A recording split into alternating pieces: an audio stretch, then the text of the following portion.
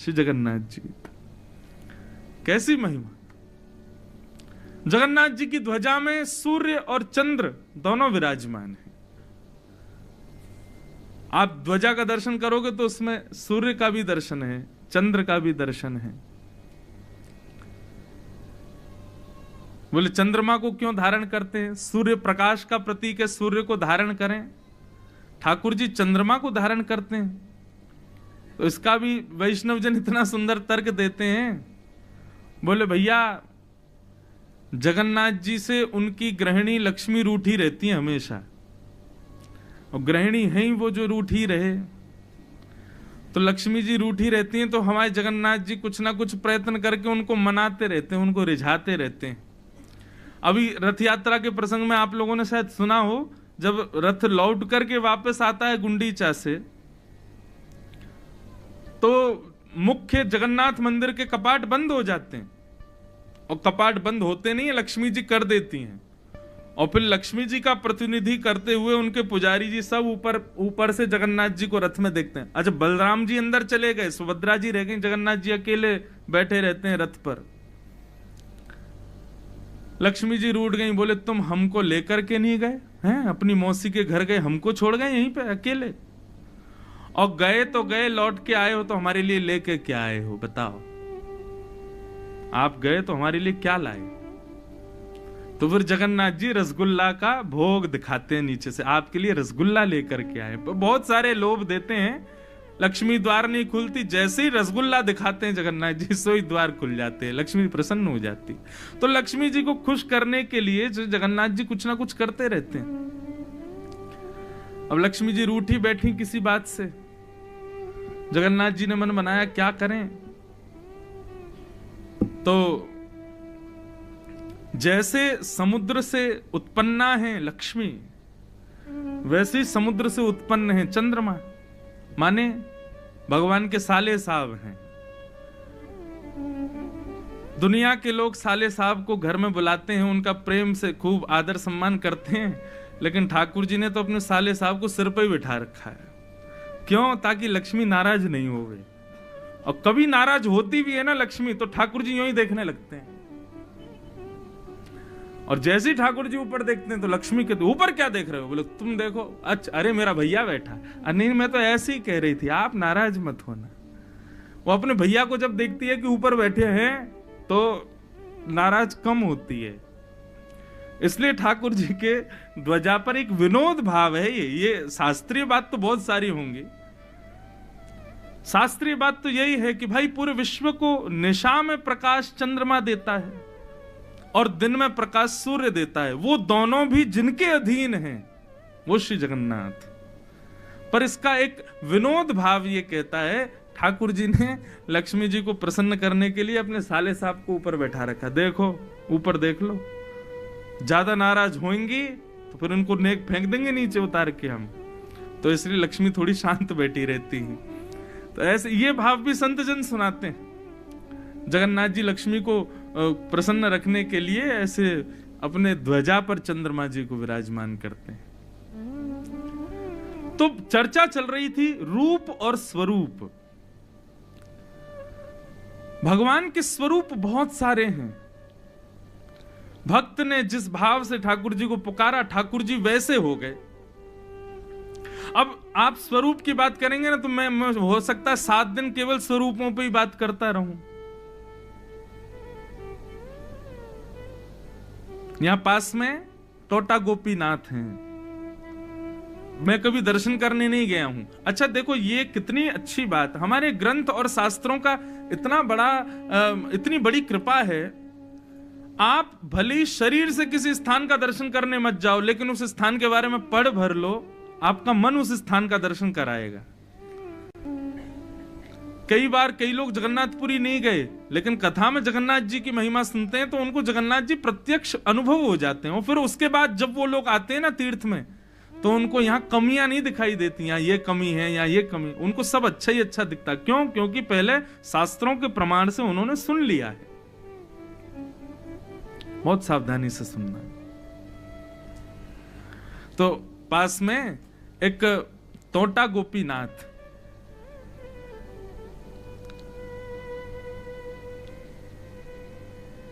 टोटा गोपीनाथ जी के प्रादुर्भाव की कथा तो बहुत लंबी है और बहुत सुंदर भी है। श्री चैतन्य महाप्रभु अपने एक शिष्य की कथा सुन रहे थे और शिष्य कथा में ध्रुव चरित्र सुना रहे थे। तो ध्रुव चरित्र सुनाते हुए ध्रुव जी के प्रसंग में आता है कि भगवान उनको अंतस्थ में दिख रहे थे, शंख चक्र गदा पद्मधारी चतुर्भुज नारायण हृदय में दिखाई दे रहे थे ध्रुव जी को। और दिखते दिखते जैसे ही वो प्रत्यक्ष सामने आए तो ध्रुव जी के हृदय से ठाकुर जी अंतर ध्यान हो गए। तो ध्रुव जी व्याकुल हो गए, हे नाथ आप कहां चले गए, हे मेरे नाथ आप मुझे छोड़ के कहां चले गए। व्यास जी इस विरह के भाव को प्रस्तुत कर रहे थे और यह विरह ऐसा हुआ कि चैतन्य महाप्रभु को कथा सुनते सुनते लगा कि ठाकुर जी उनसे दूर चले गए। तो चैतन्य महाप्रभु जिस स्थान पर बैठे थे, जिस जगह पर बैठे थे, उसी जगह को ऐसे खोजने लगे, खोदने लगे भाव में, हे नाथ आप कहां हो, हे नाथ आप कहां हो। वहां मिट्टी थी, घास थी, सबको उखाड़ने लगे। जब विरह से आतुर होकर के उस स्थान को ऐसा कुरेदा तो अंदर से गोपीनाथ भगवान प्रकट हो गए और वही गोपीनाथ जी श्री महाप्रभु जी ने अपने शिष्य जो कथा कर रहे थे उनको प्रदान किए। बोले लो आज से इनकी सेवा करना, तुम्हारी कथा से प्रकट हुए।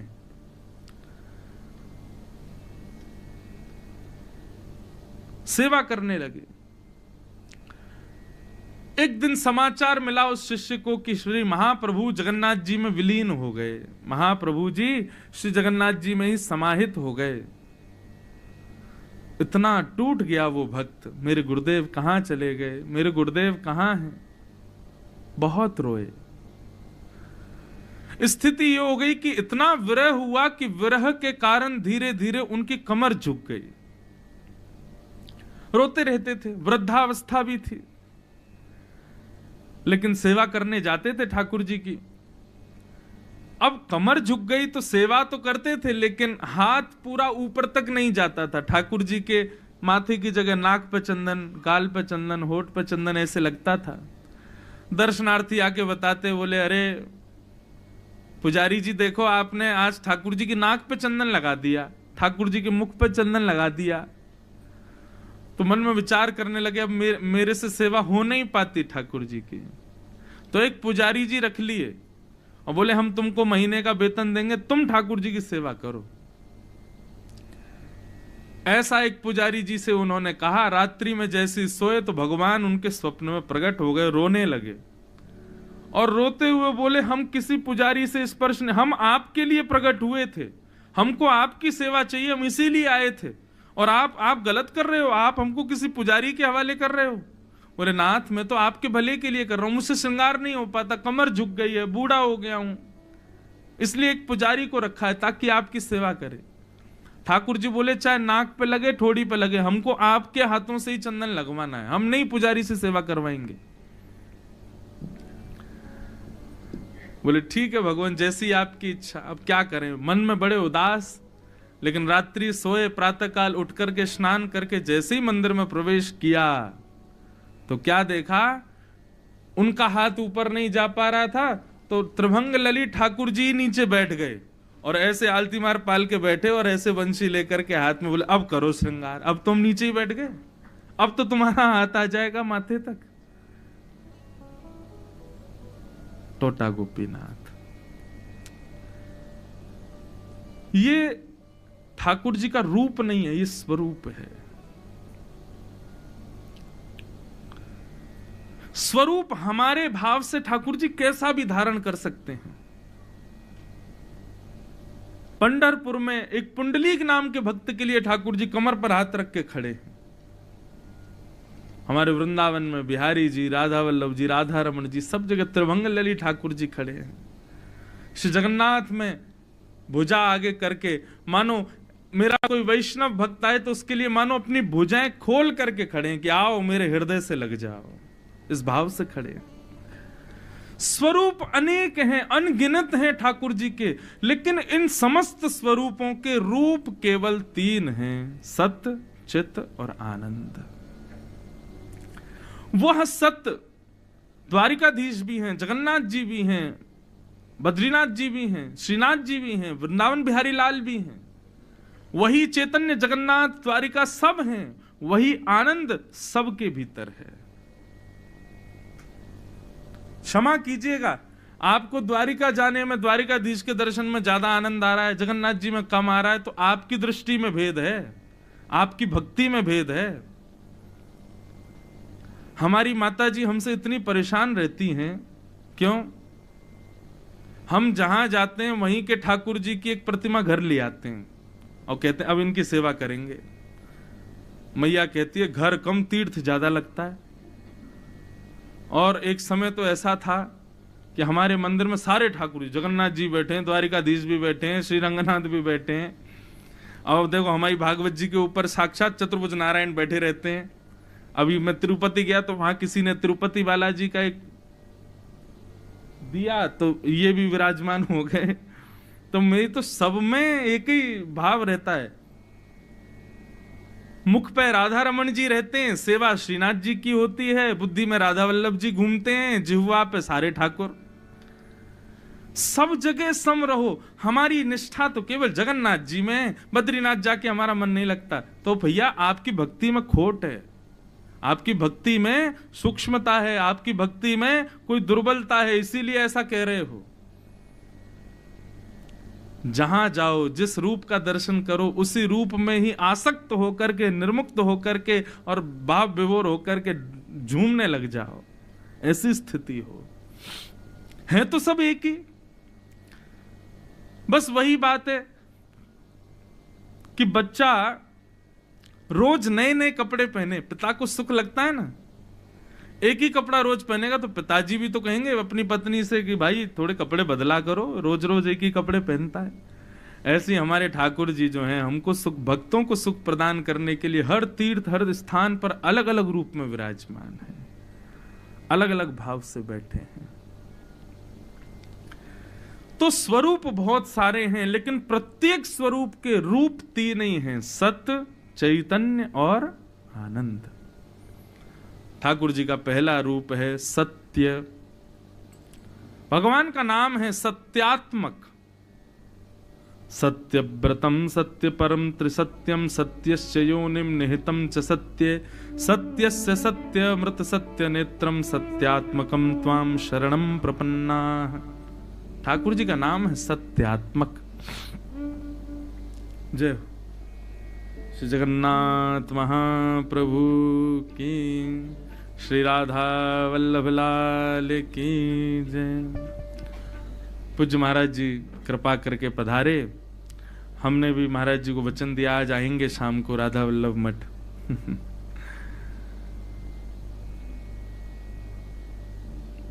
महाप्रभु की जय। बहुत सावधानी से सुनो।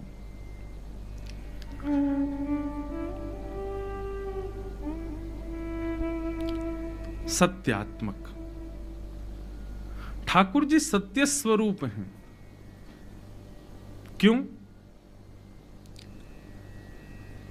क्योंकि उनके सन्मुख जाने पर सत्य आप छुपा नहीं पाओगे। जगन्नाथ भगवान के सन्मुख जाकर के आप अपने सत्य को छुपा नहीं सकते। आप सबसे छुपा लोगे, लेकिन ठाकुर जी से नहीं छुपा सकते। मेरे सामने आप झूठ बोल जाओगे, अपने किसी रिश्तेदार के सामने झूठ बोल लोगे, लेकिन हमारे जीवन में कुछ लोग ऐसे होते हैं, उनके सामने हम चाह करके भी झूठ नहीं बोल सकते। और उन लोगों में गुरु प्रधान होते हैं, गुरु के सामने झूठ नहीं बोला जाता। कई बालक होते हैं, वो अपने माता पिता से झूठ नहीं बोल पाते। उनके साथ के मित्र वो कहते हैं कि भाई घर में ऐसा बोल दो ना, बोले भाई यार माता पिता के सामने झूठ नहीं बोल पाता मैं। कई लोग ऐसे होते हैं। लेकिन बंधुओं, ठाकुर जी का रूप तो ऐसा है, उनके सामने कोई असत्य बोल ही नहीं सकता, सब सत्य ही बोलेंगे। ठाकुर जी के सामने कोई अपने सत्य को छुपा नहीं सकता, सब सत्य प्रकट करते हैं, इसलिए वो सत्य स्वरूप में है, सत्यात्मक। ठाकुर जी का दूसरा स्वरूप है चैतन्य। भगवान को कभी जड़ मत मानो। ठाकुर जी मूर्ति हैं। अब यहां जगन्नाथपुरी में आप जाओगे, यहां दारू ब्रह्म काष्ठ के हैं, ठाकुर जी लकड़ी के हैं, लेकिन उनके प्रति दारू भाव रखना, काष्ठ भाव रखना, लकड़ी का भाव रखना, ये बहुत बड़ा अपराध है। नहीं, साक्षात भगवान है, साक्षात पुरुषोत्तम है।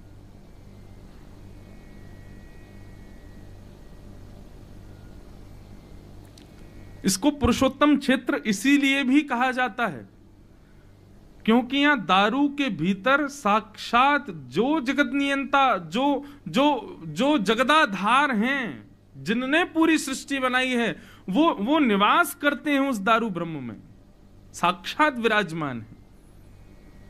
इसलिए पुरुषोत्तम क्षेत्र कहा गया।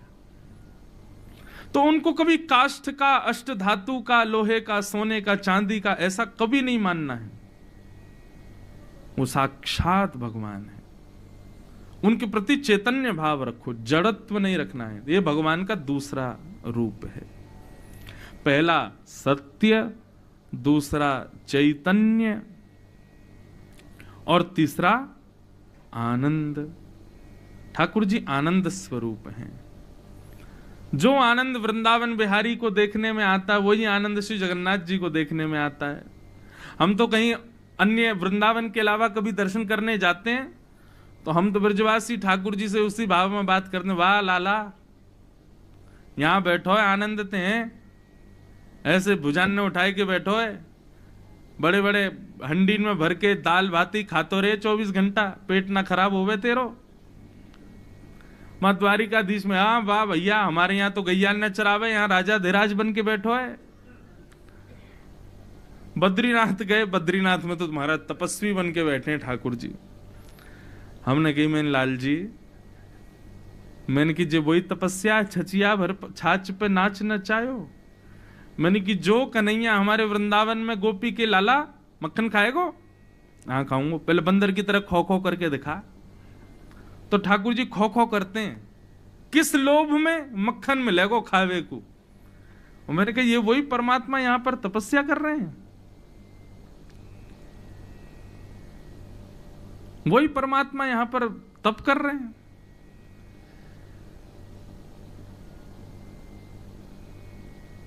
सत, चित और आनंद। आनंद सब जगह। हमारी कथा में हमने बीच में कई बार कुछ ऐसे भाव कहे, अब वो सुनकर के कई श्रोता जन जाकर के मंदिर में उस जय जयकार का प्रयोग करने लग गए। क्या कि मैंने की भैया ठाकुर जी के सामने लोग जाके कहते हैं कृष्ण कन्हैया लाल की जय, श्री गोवर्धन नाथ की जय, जगन्नाथ की जय, बद्रीनाथ की जय। मैंने की ये सब जय जयकार तो रोज ही सुने, पक जाते होंगे बेचारे, आदि है गए सुन सुन के। मैंने की अब की बार जाके कहीं बोलो वृषभानु के जमाई की। ठाकुर जी अगर चुपचाप बैठे भी होंगे तो भी एक बार को आंख तो खोले ही लेंगे, भैया कौन आया हो ये, वृषभानु के जमाई की जय। द्वारिका में जाकर के, अब द्वारिका के सब पुजारी वहां पर खूब स्नेह करते हैं, तो मैं जब जाता हूं तो द्वारिकाधीश में सब लोग जय जयकार करते हैं। हम जब कहें वृषभानु के जमाई की जय, तो एक पुजारी जी आए, बोले चुप ऐसा मत बोलो। मैंने कहा क्यों नहीं बोले? बोले रुक्मणी आदि सब पटरानियां पीछे ही बैठी हैं, वो आपको तो कुछ नहीं कहेंगे, हमको छोड़ेंगे नहीं। बोले किसको ले आए हो? वृषभानु के जमाई। यहां तो कहो भीष्मक के जमाई की जय। मैंने कहा नहीं, हम तो वृषभानु के जमाई की जय बोलेंगे। तो ठाकुर जी आनंद स्वरूप हैं, चाहे कहीं विराजें, जगन्नाथपुरी में हो, द्वारिका में हो, बद्रीनाथ में हो, सब जगह आनंद प्रदान करते। हमने तो चारों धामों में कथा की है और चारों धामों में अपने साक्षात राधा रमण जी का ही अलग अलग श्रृंगारों में दर्शन किया है। ये भाव रहता ही नहीं है कि ये हमारे राधा रमण नहीं है, ये हमारे वृंदावन बिहारी नहीं है, ये कोई और है। ऐसी बात आती ही नहीं है मन में, और आपके भी नहीं आनी चाहिए। तभी वो आनंद आपको प्राप्त होगा। मीराबाई कहीं चली जाती, सब जगह उनको वही गिरधर नागर दिखते, वही गिरधर नागर का दर्शन उनको होता। श्रीमद वल्लभाचार्य जी महाराज कहां नहीं गए, पूरे विश्व में भ्रमण किया, हर जगह उनको ठाकुर जी का अनुभव होता था। समत्व जब दृष्टि में आता है, समत्व एक समान भाव जब आ जाता है, तो जित देखूं उदित श्याममयी है। मैं देखूं जिस ओर सखीरी, सामने मेरे सांवरिया, मैं तो नाचूंगी सांवरिया, मैं तो नाचूंगी सांवरिया। मैं देखूं, मीराबाई कह रही हैं, मैं देखूं जित और सखीरी, सामने मेरे सांवरिया। किसी श्याम वस्तु को भी मीराबाई देख लेती थी ना, तो श्याम वर्ण की वस्तु को देख के मीराबाई उससे बात करती हो, कहती तुम कितने भाग्यशाली हो, जड़ वस्तु से। अब ये स्पीकर है, माइक है, अब ये सब श्याम है, सब कारे कारे हैं। मीराबाई की दृष्टि कैसी, जहां भी श्याम वर्ण देखती तो उससे जड़ वस्तु से भी बात करती, तुम कितने भाग्यशाली हो। क्यों? तुम्हारा वर्ण जो है वो हमारे श्याम सुंदर जैसा है, हमारे कन्हैया जैसा है। मैं कितनी अभागिनी हूं, मुझे किसी रूप में स्वीकार नहीं किया, लेकिन तुम कितने भाग्यशाली, अपने वर्ण के रूप में तुमको स्वीकार कर लिया। तुलसी से चर्चा करती, तुम कितनी भाग्यशाली, तुम्हारे बिना ना जल पी में, ना भोजन करें, कहीं कुछ नहीं करते, तुम कितनी भाग्यशाली हो। मैं कितनी अभागिनी हूं, मुझे वृक्ष भी नहीं बनाया ठाकुर जी ने। पुष्पों को देखती तो मीराबाई उनकी प्रशंसा करती, तुम कितने भाग्यशाली हो, उनके चरणों में तो जाते हो। मैं कितनी अभागिनी, मुझे उस रूप में भी स्वीकार नहीं किया। बहती हुई नदी को देखती, कहती तुम कितने भाग्यशाली हो, तुमसे स्नान करते हैं, मुझे तो उसमें भी स्वीकार। सबको श्रेष्ठ मानती, सब जगह कृष्ण संबंधी भाव रख करके मीराबाई सब में कृष्ण को देखती थी। इसलिए जहां जाती, जिस रूप में, जिस भाव में जाती, आनंद में ही रहती मीराबाई।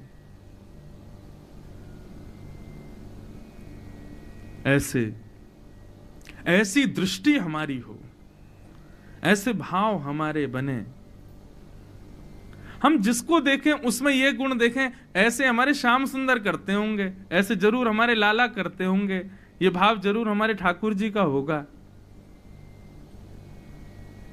एक बार मैं कहीं जा रहा था तो लोग बाग अमूमन क्या होता है, ऐसे प्रणाम करते हैं, चरण छूते हैं, मुझे स्वीकार कम है।